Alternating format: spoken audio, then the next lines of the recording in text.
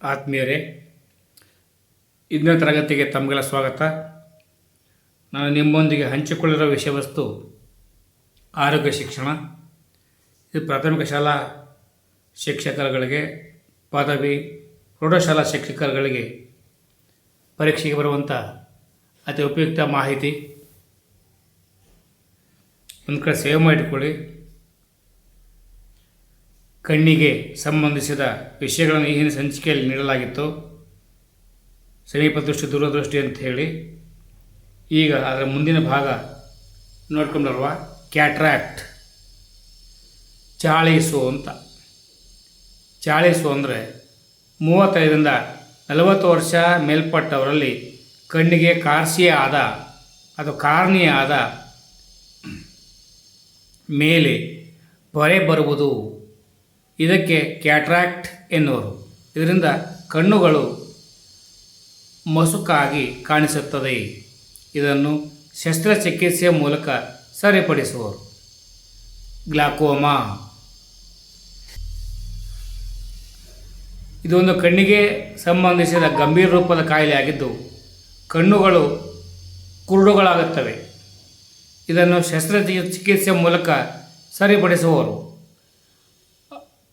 ಅಧಿಕ ಕಡಿಮೆ ರಕ್ತದ ಒತ್ತಡದಿಂದ ಕಣ್ಣಿನಲ್ಲಿರುವ ರಕ್ತನಾಳಗಳು ಒಡೆಯುವುದರಿಂದ ರಕ್ತವು ಕಣ್ಣಿನ ಮಸೂರದ ಮುಂಭಾಗದಲ್ಲಿರುವ ದ್ರವ ಅಥವಾ ಜಲರಕ್ಷ ವಿಲೀನವಾಗಿರುವುದರಿಂದ ರೆಟಿನಾದಲ್ಲಿ ವಸ್ತುವಿನ ಪ್ರತಿಬಿಂಬ ಮೂಡುವುದು. ಇದರಿಂದ ಕಣ್ಣುಗಳು ಕುರುಡಾಗುತ್ತವೆ.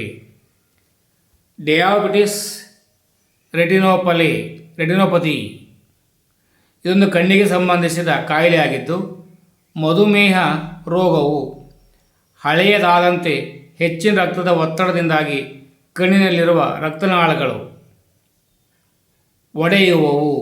ಇದರಿಂದ ಕಣ್ಣುಗಳು ಕುರುಡಾಗುತ್ತವೆ. ಶಸ್ತ್ರಚಿಕಿತ್ಸೆ ಮೂಲಕ ಸರಿಪಡಿಸುವರು. ಈಗ ಚರ್ಮ. ಮಾನವನ ದೇಹದ ಅತ್ಯಂತ ದೊಡ್ಡ ಅಂಗವೇ ಚರ್ಮ. ಚರ್ಮದ ಬಗ್ಗೆ ಅಧ್ಯಯನ ಮಾಡುವುದಕ್ಕೆ ಡೆರ್ಮಟಾಲಜಿ ಎನ್ನುವರು. ಚರ್ಮ ತಜ್ಞರನ್ನು ಡರ್ಮಿಟಾಲಜಿಸ್ಟ್ ಎನ್ನುವರು. ಚರ್ಮದ ಕಾರ್ಯಗಳು: ಸ್ಪರ್ಶ, ಒತ್ತಡ, ತಂಪಾದ ಮತ್ತು ಬಿಸಿಯಾದ ಅನುಭವ ನೀಡುವ ಜ್ಞಾನೇಂದ್ರಿಯವಾಗಿದೆ. ಚರ್ಮಕ್ಕೆ ಬಣ್ಣ ಕೊಡುವ ವರ್ಣಕ ಮೆಲಾನಿನ್. ಇದು ಹೆಚ್ಚಾಗಿ ಹಣ್ಣುಗಳಲ್ಲಿ ಕಂಡುಬರುತ್ತವೆ. ಚರ್ಮದಲ್ಲಿ ಕಂಡುಬರುವ ಗ್ರಂಥಿಗಳಿಗೆ ಶ್ವೇತ ಗ್ರಂಥಿಗಳು ಅಥವಾ ಸೋಕ್ರೋಟ್ಸ್ ಗ್ಲ್ಯಾಂಡ್ ಎನ್ನುವರು. ಚರ್ಮವು ಒಂದು ವಿಸರ್ಜನೆಯ ಅಂಗವಾಗಿದೆ. ದೇಹದ ಆಂತರಿಕ ಅಂಗಗಳಿಗೆ ರಕ್ಷಣೆಯನ್ನು ಒದಗಿಸುವುದು, ದೇಹದ ಉಷ್ಣತೆಯನ್ನು ಕಾಪಾಡುವುದು.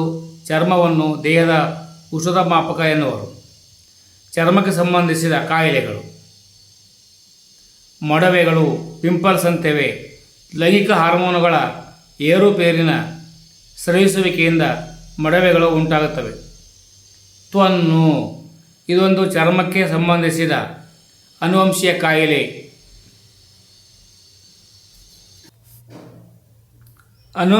ಆಗಿದೆ.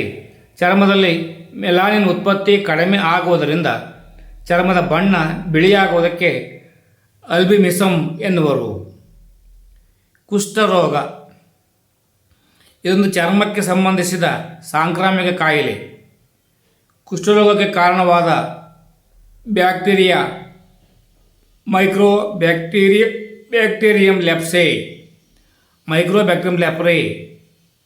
ಕೈ ಮತ್ತು ಕಾಲಿನ ಬೆರಳುಗಳು ಮಂಡಾಗುವುದು ಕುಷ್ಠರೋಗದ ಪ್ರಮುಖ ಲಕ್ಷಣ ಆಗಿದೆ. ಚರ್ಮದ ಆರೈಕೆಯ ಬಗ್ಗೆ ತೆಗೆದುಕೊಳ್ಳುವ ಕ್ರಮಗಳು: ಋತುಮಾನಗಳಿಗೆ ಅನುಗುಣವಾಗಿ ಉಡುಪುಗಳನ್ನು ಧರಿಸುವುದು, ಹಸಿರು ತರಕಾರಿಗಳನ್ನು ಬಳಸುವುದು, ಪ್ರತಿನಿತ್ಯ ತಂಪಾದ ನೀರಿನಿಂದ ಸ್ನಾನ ಮಾಡುವುದು, ಸಮತೋಲನ ಆಹಾರ ಸೇವಿಸುವುದು, ಚರ್ಮಕ್ಕೆ ಗಾಯ ಹಾಗೂ ಪೆಟ್ಟು ಆಗದಂತೆ ನೋಡಿಕೊಳ್ಳುವುದು. ಕಾಯಿಲೆಗಳು ಬಂದಾಗ ವೈದ್ಯರಿಂದ ಸೂಕ್ತ ಸಲಹೆ ಪಡೆದು ಕ್ರಮ ವಹಿಸುವುದು.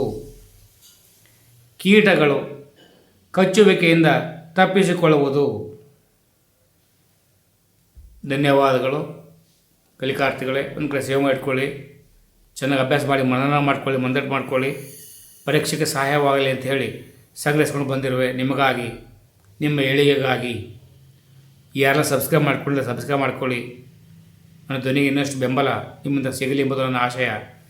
ಜೈ ಹಿಂದ್, ಜೈ ಭಾರತ್ ಮಾತೆ, ಜೈ ಕರ್ನಾಟಕ, ಜೈ ಕನ್ನಡಾಂಬೆ, ಜೈ ಭುವನೇಶ್ವರಿ.